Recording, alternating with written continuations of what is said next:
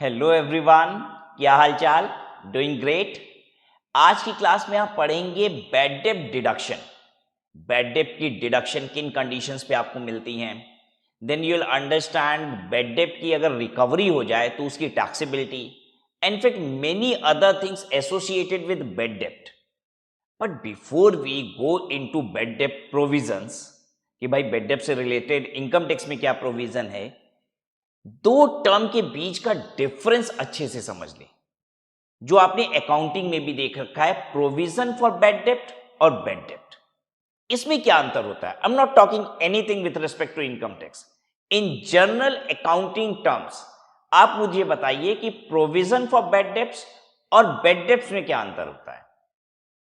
तो ये क्वेश्चन जब मैं अपनी फेस टू फेस क्लास में कभी भी पूछता था बच्चों से, तो बच्चे मुझे एक ही जवाब देते थे। आप भी बताइएगा ये सही है कि गलत है।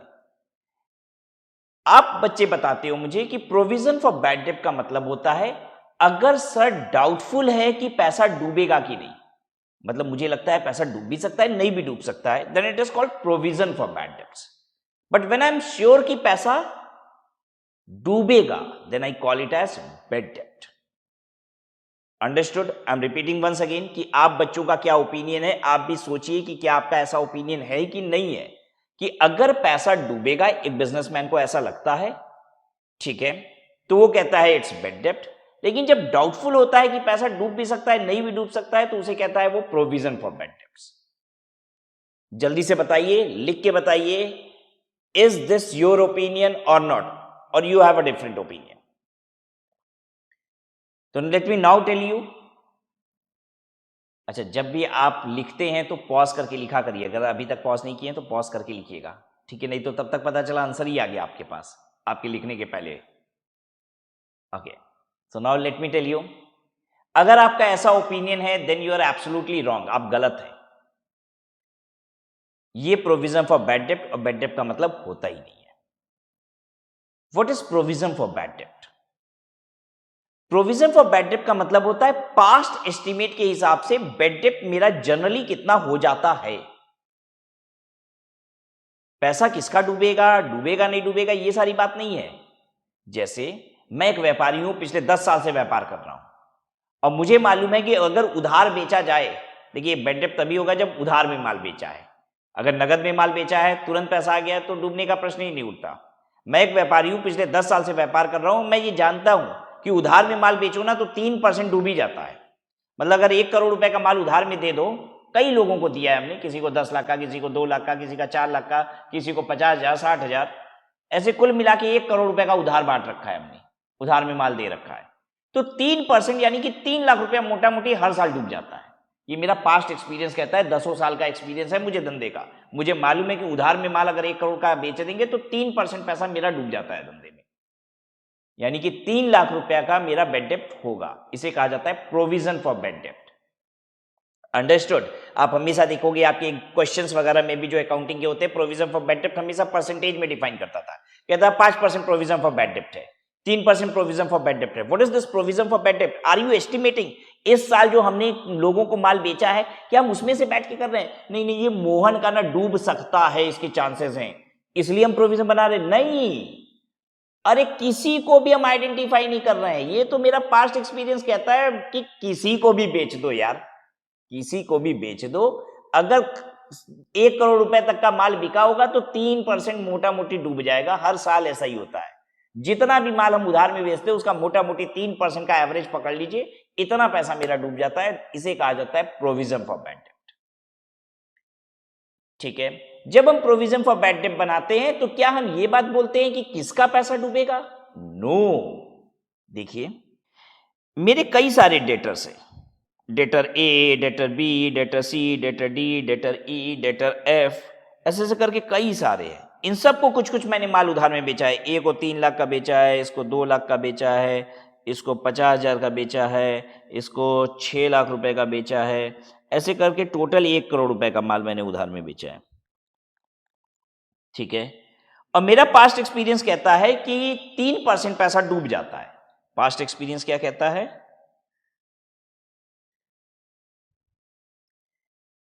पास्ट एक्सपीरियंस कहता है 3% बैड डेब्ट होता है। तो इसी 3% बेड डेप्ट को कहा जाता है प्रोविजन फॉर बेड डेप्ट। ठीक है, किसका पैसा डूबेगा? ए का, बी का, सी का, डी का? अरे नहीं बाबा, मैं ये सब कहां कह रहा हूं ए डूब जाएगा, बी डूब जाएगा, इसमें से थोड़ी ना देख रहा हूं। 3% डूबेगा ये मुझे मालूम है मेरे पास्ट एक्सपीरियंस की वजह से। तो आपने भी देखा होगा कि बैलेंस शीट जब बनती है तो आप क्या लिखते हो? बैलेंस शीट में डेटर लिखते हो और उसमें से लेस करते हो 1 करोड़ डेटर लिख दोगे और यहीं से लेस कर दोगे प्रोविजन फॉर बेड डेप्ट। बोलिए करते हो कि नहीं ऐसा? प्रोविजन फॉर बेड डेप्ट 3 लाख रुपया। किसी डेटर का बैलेंस थोड़ी ना कम होता है, किसी डेटर का बैलेंस कम नहीं होता है, टोटल डेटर कम होता है। प्रोविजन फॉर बेड डेप्ट से बच्चों डेटर कम नहीं होता, टोटल डेटर का बैलेंस कम होता है। इनफैक्ट ये डेटर के लेजर को इफेक्ट ही नहीं करता, ये तो एक अलग लेजर है प्रोविजन फॉर बेड डेप्ट। इसका लायबिलिटी बैलेंस आता है, liability side of the balance sheet पे दिखाने की बजाय हम एसेट साइड पे दिखा देते हैं, हम डेटर से लेस करके दिखा देते हैं। इसकी एंट्री होती है profit and loss account debit to provision for bad डेप्ट। क्या एंट्री होती है? Profit and loss account debit to provision for bad डेप्ट। और ये बेड डेप्ट का कौन सा बैलेंस बना? देखिए लायबिलिटी बैलेंस बना है। वैसे तो ये आना चाहिए बैलेंस शीट की लायबिलिटी साइड में, लेकिन प्रेजेंटेशन के लिए हम डेटर से इसको लेस करके दिखा देते हैं ताकि समझ में आए कि भाई टोटल डेटर मेरा इतने का ही है, ताकि लोगों को समझ में आए कि टोटल डेटर कितने का है, 97 लाख रुपए का ही है। ठीक है, क्या डेटर की लिस्ट में से हम किसी का नाम उड़ाए हैं? नहीं, किसी का नाम नहीं उड़ाए हैं। Now what is bed dept? Bed डेप्ट तब होता है जब आप कहते हो कि ए पैसा नहीं देगा।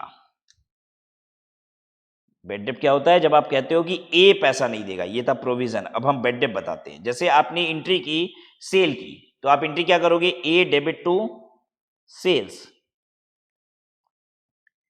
करोगे। ए डेबिट टू सेल्स, मान लो 3 लाख रुपए का माल बेचा हमने इसको, ए डेबिट टू सेल्स 3 लाख रुपया।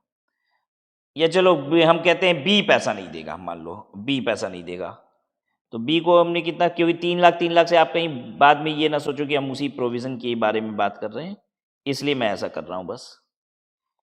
B debit to sales 2 lakh रुपया।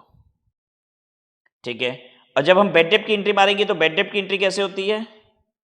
बेड डेप्ट डेबिट टू बी 2 लाख रुपया। बी का बैलेंस ही कम हो जाता है, बी का बैलेंस उड़ गया, बी खत्म हो गया, और अब ये बेड डेप्ट को हम पीएल में चार्ज कर देते हैं, पीएल डेबिट टू बेड डेप्ट। ये एंट्री होती है बेड डेप्ट्स की। बात समझ में आ रही है? ये सीधे प्रोविजन पीएल में जाता है, डेटर के बैलेंस को इफेक्ट नहीं करता है, ये डेटर के बैलेंस को इफेक्ट करता है। आपके बेड डेप्ट की एंट्री डेटर के बैलेंस को इफेक्ट करती है, डेटर ही कम हो जाता है।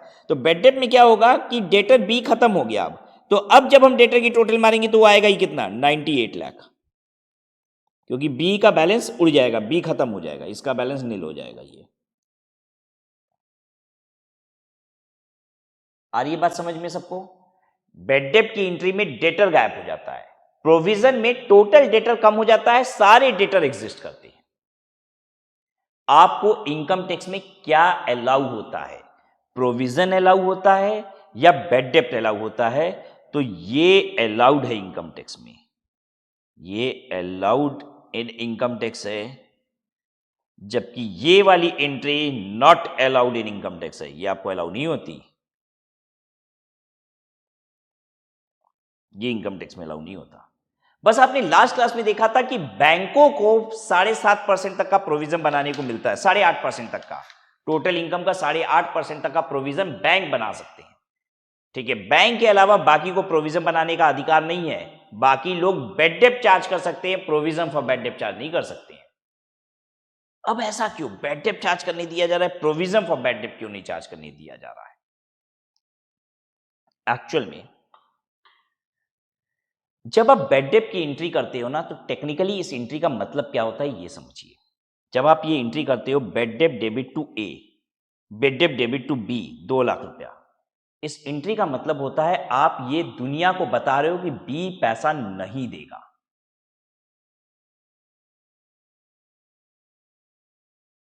ये आप बता रहे हो दुनिया को कि बी पैसा नहीं देगा। एक्चुअल में होता क्या है? जैसे हम कैसे समझ जाते हैं कि बी पैसा नहीं देगा? बी ने एक डेट, मैंने कहा बी भाई साहब कब पैसा दोगे, 3 महीना हो गया, तुमने तो बोला था 3 महीने में पैसे दे दोगे जो माल उधार मिलेगा। तो कहता है कि नहीं भाई साहब 10 दिन बाद मैं पैसा दे रहा हूँ। मैं 10 दिन बाद फिर फोन करता हूँ तो कहता है भाई साहब बस 10 दिन और दे दीजिए, मैं आपको पेमेंट कर रहा हूँ। 10 दिन बाद फिर फोन करता हूँ, कहता है भाई साहब 10 दिन और दे दीजिए, मैं पैसा दे रहा हूँ। 10 दिन बाद और फोन करता हूँ, उठाना बंद कर दिया। मैंने कहा अरे उठाना ही फोन बंद कर दिया। मैंने फिर दोबारा कॉल किया उसको 4-5 दिन बाद, फोन फिर नहीं उठाया।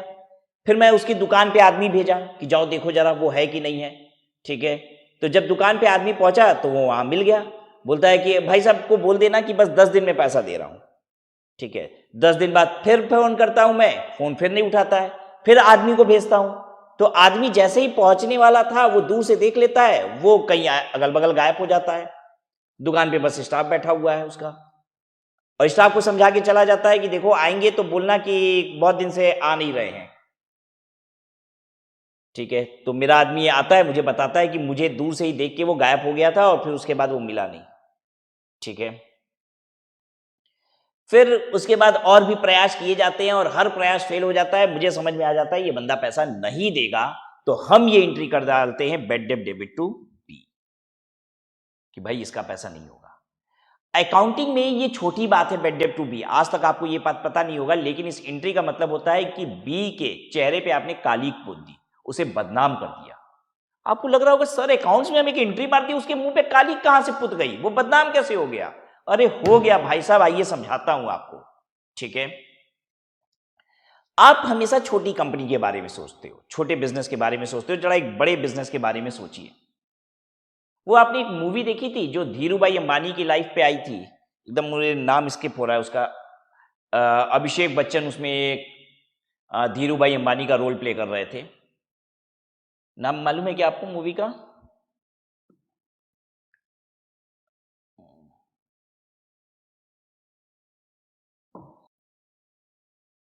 मैंने भी अभी ना रिकॉर्डिंग पॉज करके मूवी देखने की कोशिश की कि भाई कौन सी मूवी है, तो गुरु मूवी आई थी। अगर आपने नहीं देखी है ना तो बच्चों प्लीज देख लेना, बहुत जरूरी है। आपको न जाने बिजनेस की कितनी सारी चीजें यहां से सीखने को मिल जाएंगी। ठीक है, किस तरीके से धीरू भाई अंबानी ने शून्य से लेके इतना बड़ा एम्पायर खड़ा किया, उस पूरी मूवी में दिखाया गया है। अभिषेक बच्चन उस मूवी के हीरो हैं और धीरू भाई अंबानी का रोल वो प्ले कर रहे हैं। उसमें एक सीन है जो मेरे दिमाग में एकदम बैठा हुआ है, और वो सीन था कि धीरू भाई अंबानी के रिलायंस कंपनी की एजीएम होती है, एनुअल जनरल मीटिंग, तो वो एक स्टेडियम में हो रही है। और इतना क्राउड है, स्टेडियम में हो रही है, यानी इतने शेयर होल्डर्स थे। और वो एक्चुअल सीन था, मैं आपको बता दूं। धीरू भाई अंबानी जिस समय रिलायंस कंपनी के डायरेक्टर थे, वो हुआ करते थे, तो उस समय रिलायंस कंपनी की एजीएम ऐसे ही होती थी, इतने बड़े बड़े मैदान में होती थी। आजकल की एजीएम तो छोटे से हॉल में हो जाती है, 2000, 4000, 5000 स्क्वायर फीट के हॉल में आजकल की एजीएम हो जाती है। वो सच रियल सीन था, आप समझ लीजिए कि इस तरीके के बड़े स्टेडियम में हुआ करती थी। इतने शेयर होल्डर रिलायंस कंपनी के होते थे। आज भी रिलायंस कंपनी कहती है कि हिंदुस्तान में जितने डीमेट अकाउंट होल्डर हैं उसके 1/4 के डीमेट अकाउंट में मेरे शेयर्स हैं।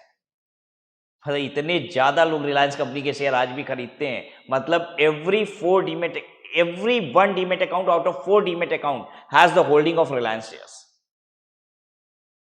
चलिए छोड़िए, पहले तो गजब की एक क्रेज थी रिलायंस कंपनी की। एक्चुअली रिलायंस कंपनी के कुछ आईपीओस फेल हो जाने की वजह से थोड़ा सा क्रेज कम हो गया है। बहरहाल मैं स्टॉक मार्केट में अभी नहीं जाऊंगा। तो एक बात बताइए, अगर रिलायंस जैसी कंपनी जिनके ऑडिटेड फाइनेंशियल स्टेटमेंट में सारे शेयर होल्डर्स को दिए जाते हैं, जब ये एंट्री दिखाई देगी bad debt debit to b का बैलेंस राइट ऑफ कर दिया गया है ड्यूरिंग द ईयर, तो एक बात बताइए, पूरी समाज में इतने सारे लोगों को ये पता चल गया कि नहीं कि बी पैसा नहीं देता है। हाँ बेटा ऐसे समझिए, अगर ये बी पैसा नहीं दिया और हमने एंट्री मार दी ना bad debt debit to b, तो उसकी बदनामी कर दी, क्योंकि सबको पता चल गया बी पैसा नहीं देता है। ठीक है, दूसरी बात, अगर मैंने ये एंट्री कर दी ना bad debt debit to b, आप देख रहे हो 2 लाख रुपए ये एंट्री कर दी क्योंकि बी पैसा नहीं दिया। अब हम कोर्ट में केस करने जा रहे हैं, बी पैसा नहीं दिया हमको। ठीक है, जज साहब मेरा केस डिसमिस कर देंगे, कोर्ट में केस ही नहीं लिया जाएगा। कहा जाएगा, जज साहब क्या बोलेंगे पता है? कहेंगे भाई साहब उसने आपको पैसे नहीं दिए और आपने उसको बदनाम कर दिया, अपने अकाउंट में एंट्री मार दी ना, bad debt debit to b, बदनाम हो गया वो बेचारा, बराबर हो गया हिसाब। उसने पैसा नहीं दिया, आपने बदनामी कर दी, बात बराबर। यानी आपको समझ में आ रहा है कि बेड डेट की एंट्री के बाद आप रिकवरी का अधिकार भी खो देते हो, आप कानूनन भी रिकवरी नहीं कर सकते हो। यानी ये बेड डेट इतनी बड़ी एंट्री होती है। क्या आपको पता था आज तक अकाउंट्स पढ़ के कि बेड डेट इतनी कॉम्प्लिकेटेड चीज है? ये आसान बात नहीं है किसी को बेड डेट की एंट्री मार देना, किसी के नाम को उड़ा देना अपने अकाउंट से। अगर आपने उड़ा दिया तो अब आप उससे पैसा रिकवर नहीं कर सकते लीगली, आप ऑथराइज नहीं हो, कोर्ट में भी केस आपका एक्सेप्ट नहीं होगा। यानी एक तरीके से आप ऐसे समझिए आपने सारे अधिकार खो दिए उससे पैसा रिकवर करने का। तो जल्दी बताइए ये बेड डेट की एंट्री हम कब मारते होंगे? जब हम 100% श्योर है ना कि वो पैसा नहीं देगा, तभी ये एंट्री मारते हैं। क्योंकि हमको मालूम है कि अगर थोड़ा भी चांस होगा ना कि उसको पैसा दे देगा, हम ये एंट्री नहीं मारेंगे, क्योंकि हमें डर लगेगा हम ये एंट्री मार देंगे तब तो वो पक्का पैसा नहीं देगा, क्योंकि हम कानूनन भी हक खो देंगे उससे पैसा रिकवर करने का। यानी वो हमको झेलाते जा रहा है, अगला 10 दिन अगला 10 दिन हम झेलते जाते हैं, नहीं उसका नाम हटाते हैं, बेड डेट चार्ज नहीं करते, कोई बिजनेसमैन बेड डेट चार्ज नहीं करता है। मैं आपको ये समझाना चाहता हूं। पता है एकदम तंग आ गए, 3 साल हो गए, एकदम रुला डाला है, अब समझ में आ गया वो पैसा नहीं देने वाला है, तब ये एंट्री मारते हैं। अब समझ में आया सबको कि कोई कितना भी रुलाता है ना, एंट्री नहीं मारता है कोई इतना जल्दी, क्योंकि वो रुला रहा है अभी, और फिर उसके बाद हम चाह के भी नहीं ले पाएंगे उससे अगर ये एंट्री मार दिए तो जब एकदम क्लियर हो गया कि भाई वो तो नहीं देगा, तो अब हम ये एंट्री मारते हैं। इसीलिए इनकम टैक्स कह रहा है ये हम अलाउ कर देंगे ये हम अलाउ कर देंगे। क्यों? क्योंकि ये पैसा डूब गया है, इस बात की चिंता तुमको ज्यादा है। ठीक है, जब तुम्हारा पैसा सचमुच डूब गया होगा तभी तुम ये एंट्री मारोगे, और इसलिए इनकम टैक्स अलाउ कर देगा। देखिए प्रोविजन फॉर बैड डेट तो क्या है, सिर्फ मेरा एक एस्टिमेट है पास्ट एक्सपीरियंस के बेसिस पे। तब तो हर कोई पता है क्या करेगा, मेरा जितना प्रॉफिट आ रहा होगा उतना प्रोविजन बना देंगे, कहेंगे पास्ट के बेसिस पे यही मेरा एस्टिमेट बन रहा है मोटा मोटी, क्योंकि हर साल थोड़ा बेड डेट इंक्रीज होता है तो इस बार भी इतना इंक्रीज हो जाएगा, हमको एस्टिमेट के बेसिस पे यही लग रहा है। तो ये तो कोई कितना भी चार्ज कर सकता है, इसलिए इनकम टैक्स अलाउ नहीं करता, क्योंकि इसमें एस्टिमेट इन्वॉल्व है भाई, यहां सच्चाई इन्वॉल्व है, गारंटी है। पैसा 100% डूब गया होगा तभी ये एंट्री हुई होगी, क्योंकि वो खुद इतना बड़ा अधिकार छोड़ देगा वो। ठीक है, खर्चा अलाउ करने के लिए 2 लाख रुपया पीएल में चार्ज हो जाए, क्या इसके लिए वो 2 लाख की रिकवरी को लात मार देगा कोई? नहीं ना, इसका मतलब है वो 2 लाख नहीं आने तभी वो पीएल में चार्ज किया है। Understood everyone? So I hope you have understood कि why provision is not allowed and why bad debt is allowed. Now let us see कि अब इनकम टैक्स प्रोविजंस क्या लिखे हुए हैं, क्यों अलाउ होता है बेड डेप्ट, ये एकदम क्लियर हो गया होगा कि इसमें कोई लोचा नहीं हो सकता, कोई प्लानिंग नहीं कर सकता कि चलो बेड डेप्ट नाम से चार्ज करके थोड़ा सा प्रॉफिट गिरा लेते हैं, नहीं करेगा कोई। It's not an easy thing.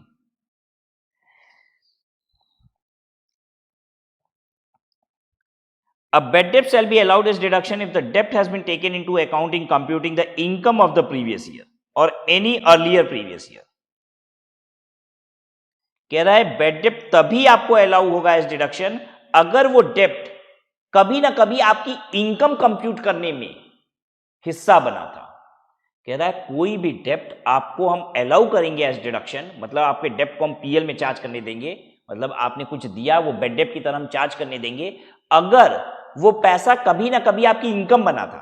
देखिए आज बेड डेप्ट आप खर्चे की तरह पीएल में चार्ज कर रहे हो, तो कह रहा है कि वो पैसा जो आज आप बेड डेप्ट की तरह चार्ज कर रहे हो वो कभी ना कभी आपका इनकम बना था तभी चार्ज करने देंगे। यानी कभी आपके पीएल के क्रेडिट साइड में गया था, बाई साइड में, तभी आज बेड डेप्ट को टू साइड में लाएंगे।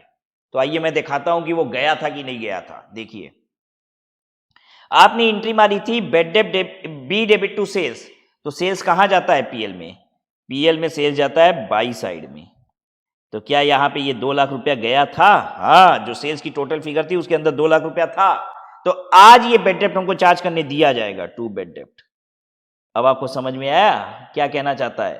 कहना चाहता है कि कोई भी पैसा आपका जो डूब रहा है हम बेड डेप्ट की तरह चार्ज करने दे देंगे, लेकिन तभी चार्ज करने देंगे जब वो पीएल में कभी क्रेडिट भी हुआ था।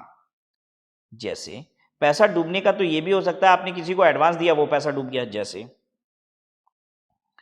मैंने एडवांस दिया,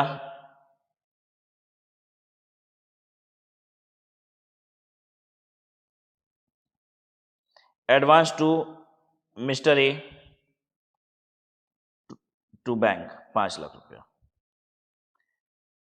ठीक है। ये मैंने रॉ मटेरियल सप्लाई करने के लिए मिस्टर ए को दिया है, ये मिस्टर एक्स कर लो, चलो ए बी अभी डेटर का नाम लिखे थे तो आप कंफ्यूज हो गए। मिस्टर एक्स को मैंने 5 लाख रुपए दिए हैं एडवांस रॉ मटेरियल सप्लाई करने के लिए। अब मिस्टर एक्स रॉ मटेरियल भी नहीं दे रहा है और पैसा भी नहीं दे रहा है, अब क्या करें, पैसा तो डूब गया, नुकसान हुआ है। हाँ, तो क्या हम पीएल में बेड डेप्ट चार्ज कर दे, टू बेड डेप्ट 5 लाख रुपया, कह रहा है नहीं चार्ज कर सकते हो, क्योंकि एडवांस टू मिस्टर एक्स जब आप दिए थे तो ये कहां गया था, क्या ये पीएल में गया था, क्या ये क्रेडिट साइड इनकम बनी थी, नहीं, ये आपके करंट एसेट में दिखाई दे रहा था, बैलेंस शीट में, पीएल में नहीं गया था, ये बैलेंस शीट में गया था, ये गया था बैलेंस शीट में करंट एसेट में, इसलिए ये बेड डेप्ट चार्ज नहीं होगा, ये बेड डेप्ट की तरह 5 लाख चार्ज नहीं हो सकता। लेकिन नुकसान तो हुआ है ना यार, प्रॉफिट तो कम होना चाहिए, तो हो जाएगा, चिंता की बात नहीं है। आप एक सेक्शन पढ़ेंगे, सेक्शन 37(1), सेक्शन 37 सबसेक्शन 1, ये है रेजिडोरी सेक्शन, जो भी खर्चा बिजनेस का चार्ज नहीं हो पाया है वो इस सेक्शन में चार्ज हो जाता है, तो ये एक बिजनेस का नुकसान है, तो सेक्शन 31 के तहत ये भी चार्ज हो जाएगा, लेकिन इसे बेड डेप्ट नहीं कहेंगे, वो इस पर्टिकुलर सेक्शन में बेड डेप्ट वाले में चार्ज नहीं होगा, 36(1)(7) में नहीं होगा, 36 में नहीं होगा, वो 37 में हो जाएगा, जहां पे कहता है कि बाकी बिजनेस के खर्चे चार्ज हो जाएंगे, ठीक है। वो इनकम प्रीवियस ईयर में बना हो, पहले किसी साल बना हो, जैसे पिछले साल सेल किए थे, इस साल वो पैसा डूब जाएगा तो भी आप बेड डेप्ट चार्ज कर सकते हैं। And the amount of such डेप्ट और पार्ट देयरऑफ बिकम्स इररिकवरेबल, कह रहा है कि बेड डेप्ट जो आप डिडक्शन की तरह चार्ज करने चाहते हो, वो पैसा कभी ना कभी इनकम बना था और अब वो पैसा इररिकवरेबल हो गया है, एज नोटिफाइड इन आईसीडीएस। या आईसीडीएस क्या है, income computation and disclosure standard. क्या होता है आईसीडीएस?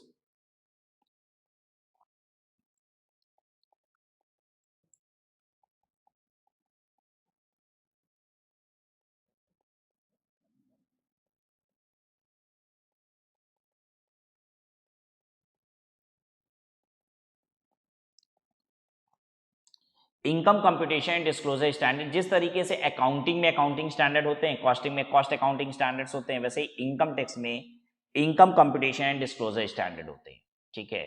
तो बहुत सारी जगह पे जो भी हम आपको देते हैं, देखिए बहुत सारी चीज़ें एक्ट से उठाते हैं, बहुत सारी चीज़ें रूल से उठा रहे हैं, कुछ चीज़ें आईसीडीएस से भी उठा रहे हैं। तो अभी जो मैंने आपको बताया कि बेड डेप्ट क्या होता है, बेड डेप्ट कब चार्ज किया जाता है, तो बहुत सारी बातें आईसीडीएस से मैंने उठाई हैं, ठीक है। तो आप चिंता मत कीजिए कौन सी बात कहाँ से उठ के आ रही है, बस आपको लॉ पता होना चाहिए, ठीक है। It shall be deemed that such debt or part thereof has been written off as irrecoverable in the accounts for the purpose of this clause. Has been written as irrecoverable मतलब आपने ये entry मारी है, bad डेप्ट debit to ए, नाम, right of with name, किसी का नाम हटना चाहिए, ठीक है।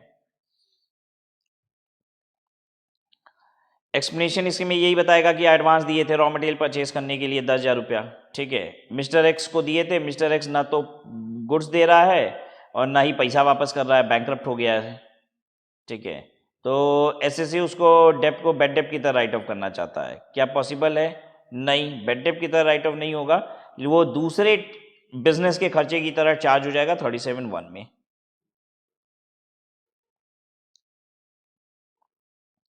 नाउ कमिंग टू बेड डेप्ट रिकवरी, मैंने तो यहां बेड डेप्ट चार्ज कर दिया था मिस्टर बी का, मैंने एंट्री कर दी बेड डेप्ट डेबिट टू बी 2 लाख रुपया। अब बताइए क्या मैं लीगली भी इससे पैसा रिकवर कर सकता हूं?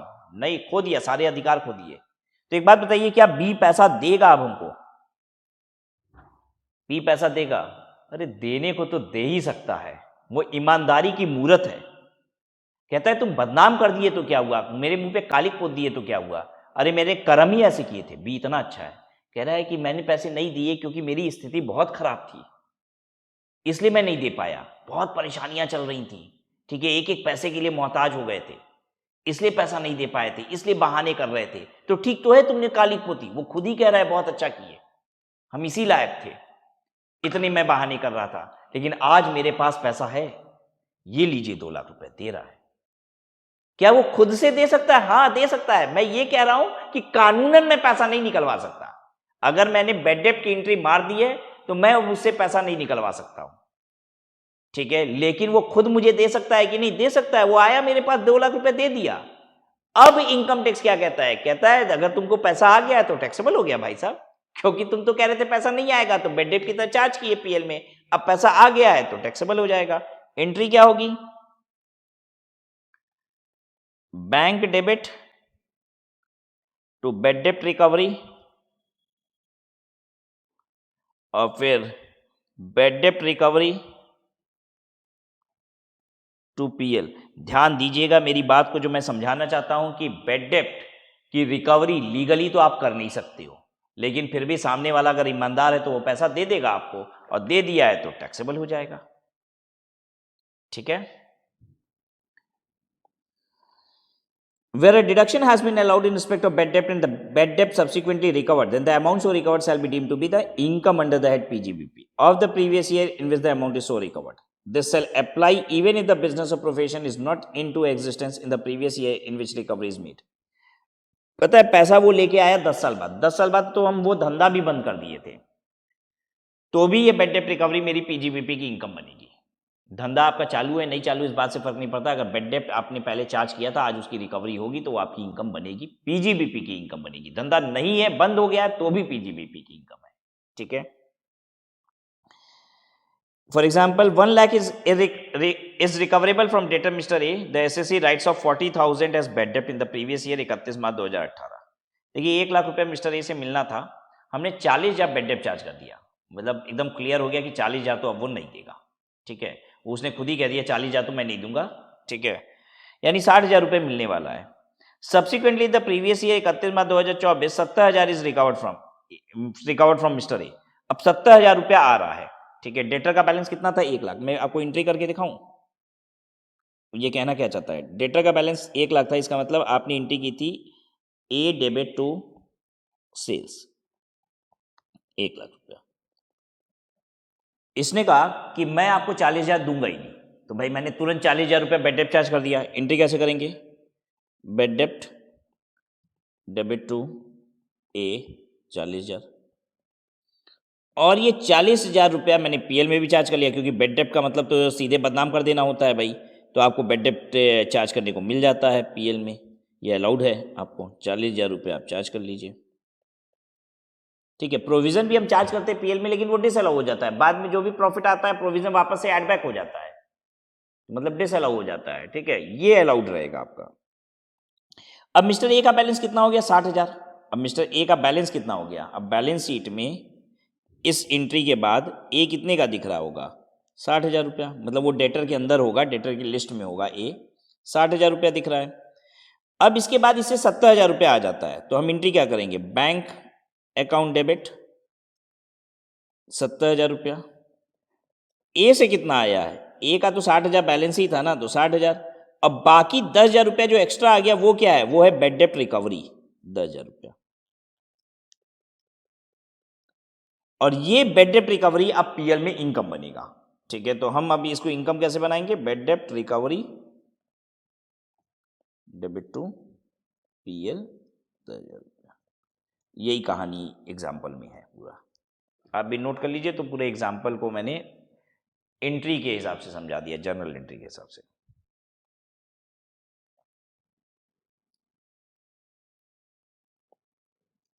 तो ये कहता है 70,000 रुपये अगर रिकवर होगा तो 60,000 तो रिकवर्ड है डेप्ट का, जो उधार था वहां से, और 10,000 रिकवरी ऑफ बैड डेप्ट है। 40,000 में से 10,000 बैड डेप्ट की रिकवरी है, तो 10,000 विल बी पीजीबीपी इनकम, 10,000 रुपए की इनकम बनेगी।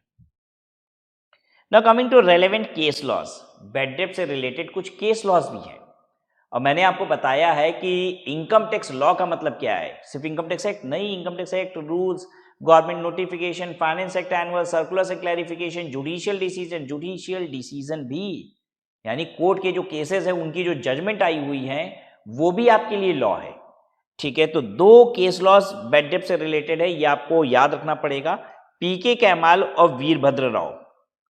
क्या आपको ये नाम याद रखना पड़ेगा? नहीं, इस केस में क्या हुआ था बस वो याद रखिए, बस इस केस में क्या हुआ था, ताकि कोई भी क्वेश्चन है तो आपको अलाउड है कि डिसअलाउड है ये पता रहे। ये दोनों केस लॉस बैड डेप्ट रिकवरी से है, ये दोनों केस लॉ कैसा है? Both the case laws are related to bad डेप्ट रिकवरी। ठीक है, पीके कैमाल में क्या हुआ, पीके कैमाल के केस में क्या हुआ, आपको नाम याद नहीं रखना है केस का, बस क्या हुआ ये ध्यान रहे आपको, नाम नहीं, पीके कैमाल में हुआ। इसमें कहता है कि बाप का जो बिजनेस था वो बेटा ले लिया। ठीक है, प्रीडिसेसर और सक्सेसर वाली कहानी है। प्रीडिसेसर वो होता है जो धंधा पहले चला रहा था, प्रीडिसेसर बोलते हैं, प्रीडिसेसर। और सक्सेसर का मतलब जिसने धंधा अब चलाना शुरू किया है, सक्सेसर जिसने धंधा ले लिया, प्रीडिसेसर मतलब जिसने धंधा दिया। ठीक है, तो प्रीडिसेसर फादर था मान लेते हैं और सक्सेसर है सन। ऐसा भी हो सकता है कि प्रीडिसेसर ए लिमिटेड एक कंपनी थी, अब बी लिमिटेड उस कंपनी को संभाल रही है, ऐसा भी हो सकता है। ए लिमिटेड कंपनी अमलगमेट हो गई जाके बी लिमिटेड में। इसमें कहानी क्या थी कि बेड डेप्ट चार्ज किया था प्रीडिसेसर ने, यानी बाप ने बेड डेप्ट चार्ज किया, बेड डेप्ट डेबिट टू ए। अब वो पैसा आ गया बेटे के पास, मतलब बाप तगादा मार मार के थक गया। ठीक है, तो उसने कहा ये पैसा नहीं देगा ए, उसका बेड डेप्ट चार्ज कर दिया, बेड डेप्ट डेबिट टू ए, मतलब काली पोत दी बाप ने। अब बेटे को वो आके दे देता है, जो ए है बेटे को आके पैसा दे देता है। बाप ने काली पोती ए के मुंह पे और ए आके पैसा बेटे को दे देता है, क्योंकि अब दुकान पे बेटा बैठने लग गया है, अब वो धंधा संभाल रहा है। तो क्या बेटे के हाथ में बेड डेप्ट रिकवरी टैक्सेबल होगी? नहीं टैक्सेबल होगी। बेड डेप्ट रिकवरी नॉट टैक्सेबल, यही डिसाइड हुआ था यहां। वैसे ये फेवरेबल बात है कि नहीं?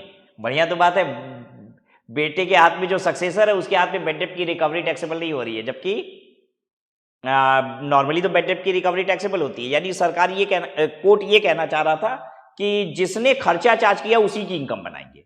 भाई बाप ने खर्चा चार्ज किया था, बेटे को रिकवर हो रहा है पैसा, तो बेटे को नहीं टैक्सेबल बनाएंगे। चलिए अच्छी बात है, अच्छा ये था ये केस लॉ। दूसरा केस लॉ वीरभद्र राव, वीरभद्र राव का केस में क्या हुआ था? इसमें जो प्रीडिसेसर है उसने सेल की एंट्री मारी थी, ए डेबिट टू सेल। ठीक है, जो सक्सेसर है वो बेड डेप्ट की एंट्री मानना चाहता है, सक्सेसर बेड डेप्ट की एंट्री मानना चाहता है। जैसे लॉ क्या कहता है? लॉ तो ये कहता है कि भाई अगर वो आपकी कभी इनकम बनी थी तभी आप बेड डेप्ट चार्ज कर सकते हो। तो यानी सक्सेसर की तो कभी इनकम बनी ही नहीं थी, इनकम तो प्रीडिसेसर की बनी थी यहां पे, क्योंकि सेल तो इसने किया ही नहीं था। तो क्या ये बेड डेप्ट चार्ज कर पाएगा? तो इस केस में डिसाइड हुआ अलाउड, क्योंकि इनकम टैक्स डिपार्टमेंट इसीलिए मान नहीं रही थी वीरभद्र राव की केस में। कह रही थी भाई साहब आपके को हम बेड डेप्ट अलाउ नहीं करेंगे। क्यों नहीं अलाउ करेंगे? क्योंकि कह रहे आपकी तो कभी इनकम बनी ही नहीं। तो कह रहे भाई पिताजी की बनी थी ना।